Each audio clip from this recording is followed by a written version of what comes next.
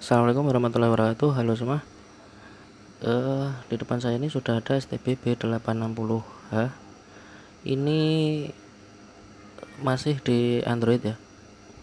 Atau ini sebagai jawaban untuk yang kemarin tanya. Setidaknya ada 9 orang yang membeli STB OpenWRT itu terinstalnya di internal memori dan mengalami gagal booting.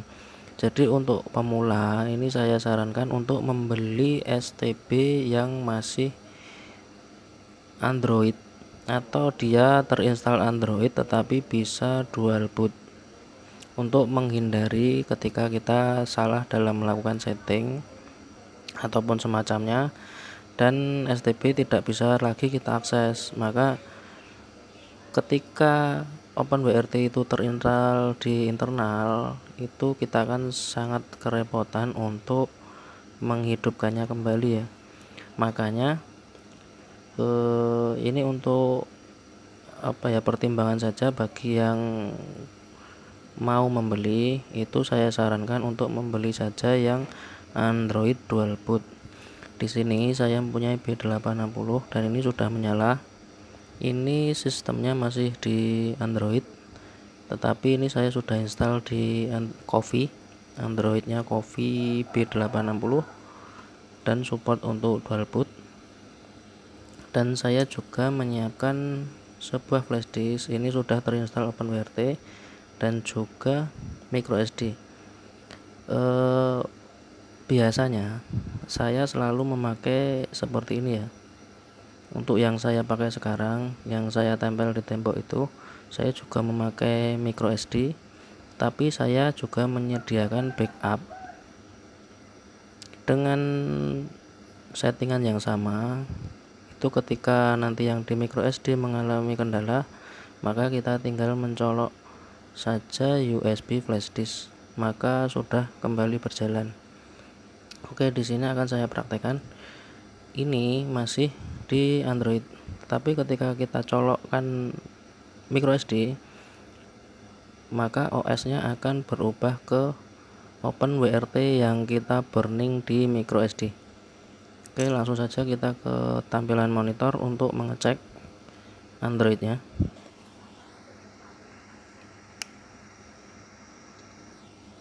Nah, di sini bisa kawan-kawan lihat itu masih berada di OS Android. Untuk merubahnya kita tinggal memasukkan flash disk atau microSD ke dalam slotnya ya. Lalu kita masuk ke terminal emulator, ketik reboot update. Ketika kita sudah pernah mengetikkan reboot update di terminal, maka dengan mencabut power saja lalu kita masukkan kembali, dia sudah menyala otomatis masuk ke OS yang kita tanam di microSD. Oke, langsung saja akan saya coba. Oh ya, sebelumnya kita cek dulu SSID di tempat saya.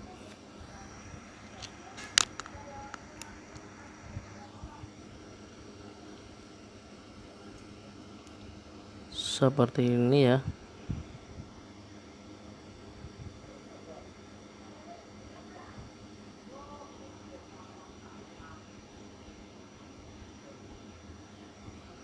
Ya, ketika nanti saya masukkan microSD lalu saya reboot si STB nya, maka SSID akan bertambah nanti.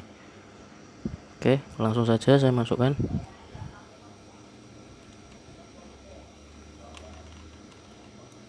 Saya lepas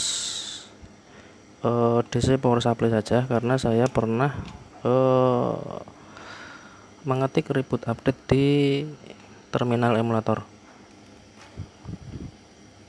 Oke, masukkan kembali, kita tunggu sampai dia menyala.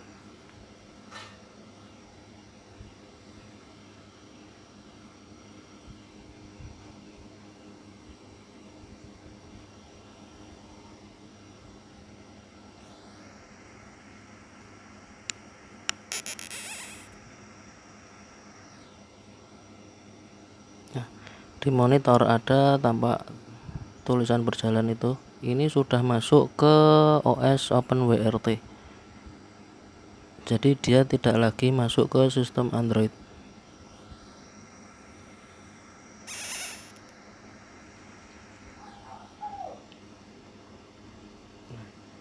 Dan di sini ada satu penambahan SSID Rere STBX ya.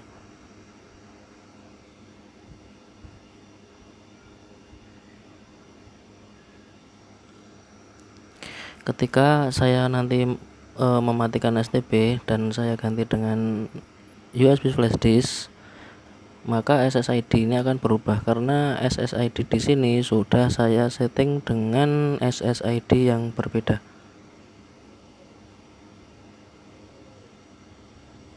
Oke, langsung saja kita coba matikan lalu masukkan flash disk.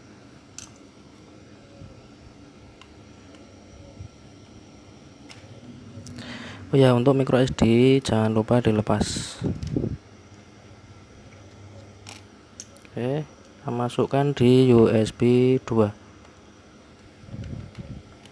Oke,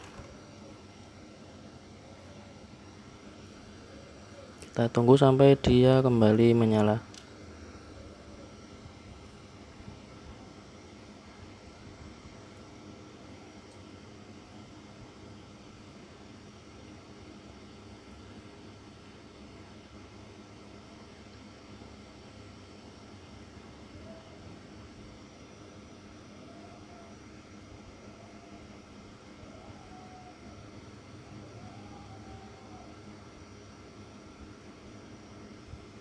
Ya, SSID Rere STBX sudah hilang.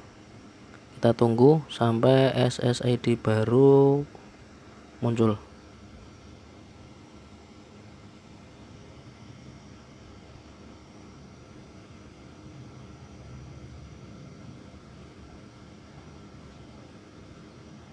Nah,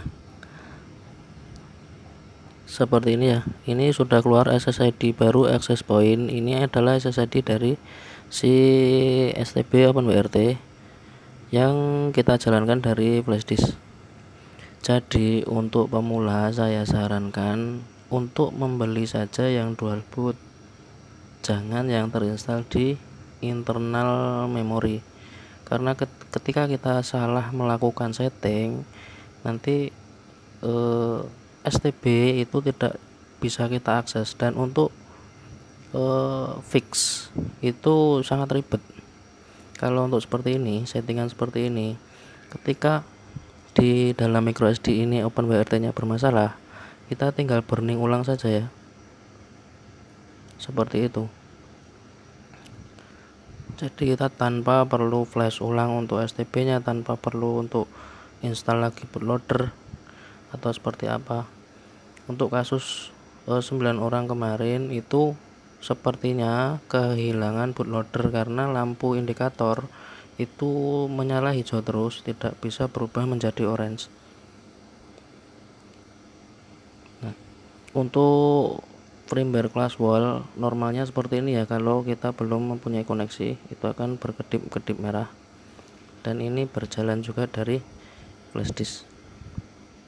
Oke, ini mungkin cukup sekian dulu ya untuk saran buat kawan-kawan yang ingin mencari STB OpenWRT. Saya sarankan untuk cari yang Android saja, dan untuk instalasi OpenWRT nya bebas, bisa diinstal di micro ataupun di flash disk untuk meminimalisir trouble saja ya.